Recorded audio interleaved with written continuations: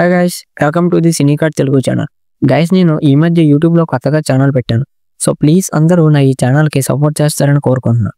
నేను లేట్ చేయకుండా వీడియోలోకి వెళ్దాం. కోస్టర్ ఈ యాక్షన్ కామెడీ మూవీ 2023లో రిలీజ్ అయింది. రన్ టైం వచ్చేసి 1 hour 56 minutes ఉంటుంది guys. Directed by Dexter Fletcher. ఇంకా ఈ మూవీలో అవెంజర్స్ మూవీలో కెప్టెన్ అమెరికాగా యాడ్ చేసిన క్రిస్ ఎవన్స్ ఈ మూవీలో మెయిన్ క్యారెక్టర్ చేశాడు.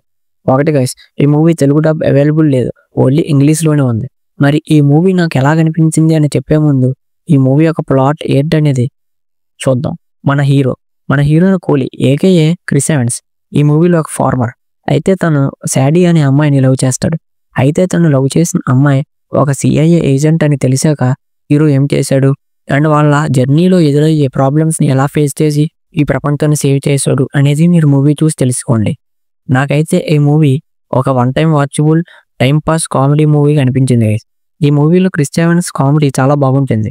ఒక పక్క యాక్షన్తో పాటు కామెడీ కూడా యాడ్ అవడం వల్ల ఇంకా క్రిస్ ఎవన్స్ చేసిన కామెడీ వల్ల ఒక మంచి టైం పాస్ మూవీగా చూడొచ్చు.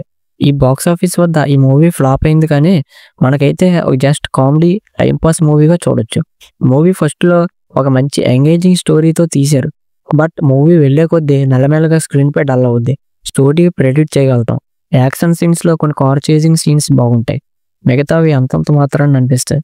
మీరు ఒకవేళ ఫ్యామిలీతో చూడాలనుకుంటే ఫస్ట్ హాఫ్లో వచ్చే ఓ 2 minutes సీన్ స్కిప్ చేసుకొని మిగతాదంతా ఫ్యామిలీతో చూడొచ్చు. మీరు క్రిస్ ఎవన్స్ ఫ్యాన్స్ అయితే తప్పకుండా ఈ మూవీ మీకు నచ్చుతుంది. ప్రజెంట్ ఈ మూవీ Apple+ టీవీలో స్ట్రీమ్ అవుతుంది, కానీ మీకు ఎక్కడ చూడాలో తెలుసు కదా. ఈ మూవీకి నా రివ్యూ వచ్చేసి 3/5.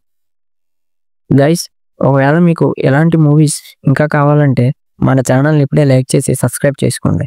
ఓకే బాయ్, మళ్ళీ నెక్స్ట్ వీడియో వచ్చే వరకు.